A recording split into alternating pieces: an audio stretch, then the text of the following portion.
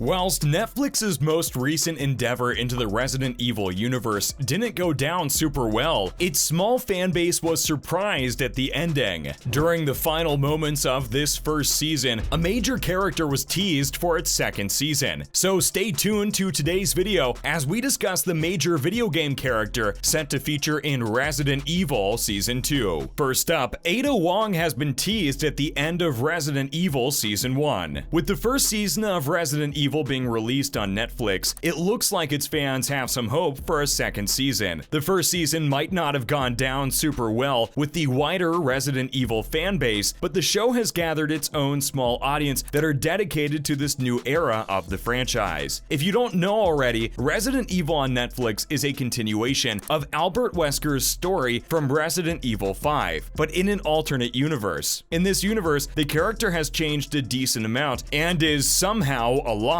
after his apparent death back in the finale of Resident Evil 5. Chris Redfield killed Wesker during the final fight, but it seems like he is somehow alive. The first season of Resident Evil on Netflix did a decent job at setting up this brand new version of Resident Evil, and it was looking pretty good from trailers and even some early reviews from places like IGN and Game Informer. Sadly, when the show actually released to the public, it arrived with pretty poor reviews. It's not as bad as the Resident Evil Return to Raccoon City that was released last year, but it's still pretty bad for television and even video game adaptation standards. The ending of the series, however, did set up some really cool stuff for the future of this new show. In the series' final moments, we see Jade Wesker get a slip of paper from her father. She opens it up in 2022, and the name Ada Wong is written on it. If you somehow don't know who Ada Wong is, she is a massive antagonist throughout the Resident Evil franchise, first appearing in Resident Evil 2 and last appearing in Resident Evil 6. The character is a fan favorite, and her introduction to this brand new universe is really cool. What could her storyline be? And could she be introduced with another character like Leon Kennedy or even Jill Valentine? We will have to wait and see, as Resident Evil on Netflix has not been given a second season just yet. Hopefully in the coming months, the show gets greenlit for another outing, as seeing someone like Ada Wong on screen would be fantastic. According to a recent interview with Dabb from Screen Rant, this isn't just a throwaway tease. Should the series get a season 2 from Netflix, Dabb confirmed that Wong would 100% appear in the second season. As noted above, Netflix's live-action Resident Evil series is now available on the streaming platform. Netflix has yet to officially announce whether it has been renewed for another season. The show stars Lance Reddick as Albert Wesker, Ella Balinska, Tamara Smart, Sienna Agudong, Adeline Rudolph, Paolo Nunez, Ahad Razamir, Connor Gossati, and Turlo Convery. Andrew Dabb, Supernatural, serves as the showrunner